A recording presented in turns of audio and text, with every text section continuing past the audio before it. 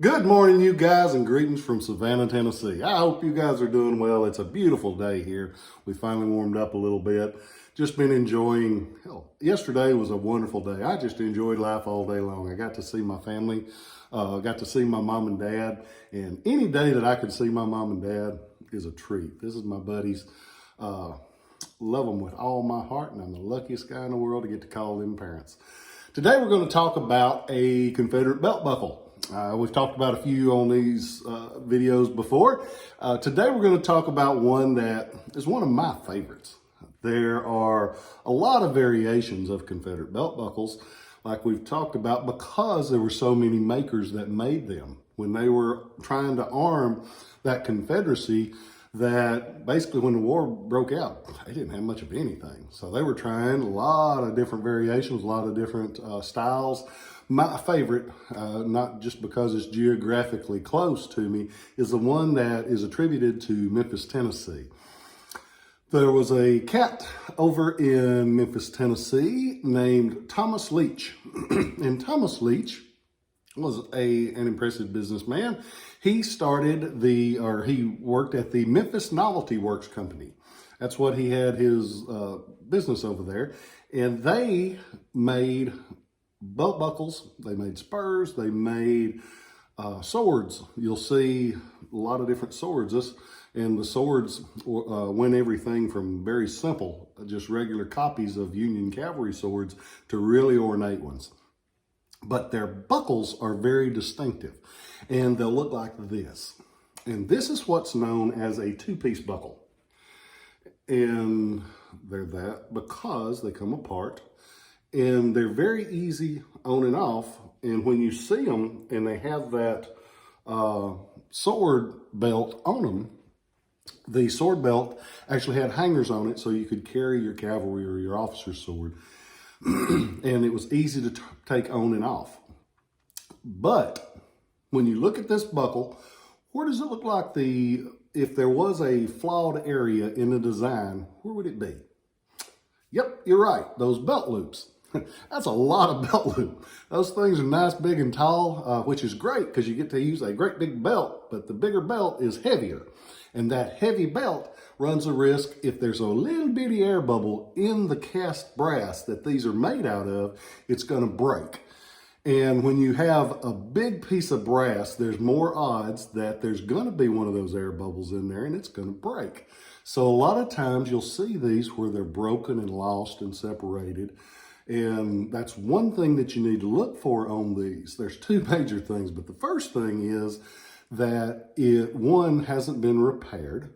And like I've told you before, no problem with repaired stuff at all. I buy a lot of repaired stuff as long as it is priced according to the repair and you know about it. I've got no problem with repaired stuff. But you want to see it in your best case scenario where it's like this with no repair. This one's got a little hairline, but nothing completely broken, nothing repaired. And when it breaks and they just scatter, and they're put back together a lot of times and mismatched. It's hard to find one of these buckles where they made variations on the height of those belt loops.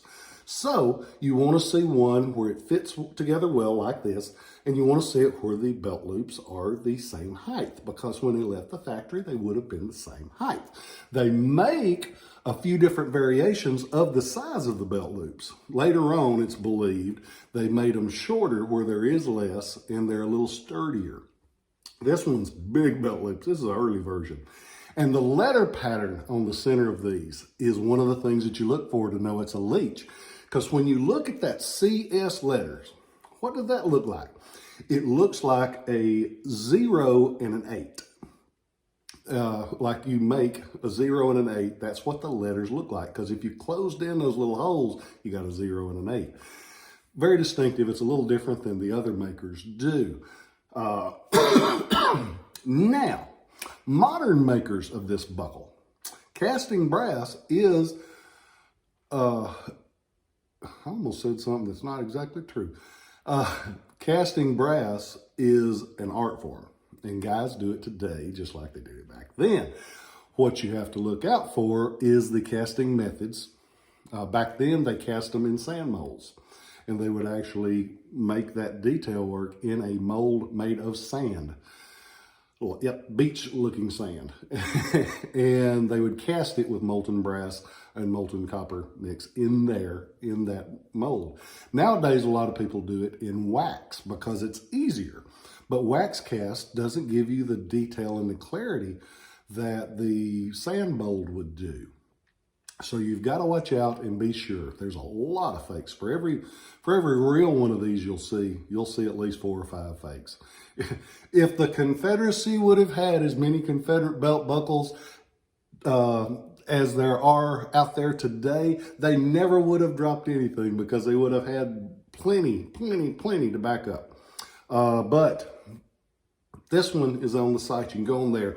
And I've got a couple of other variations. I've got one that's this one that has had no restoration. So go on there and check it out. They're one of my favorite buckles. I enjoy getting to find one of these. This came from a collection actually up north. A lot of the good stuff ended up north for some reason.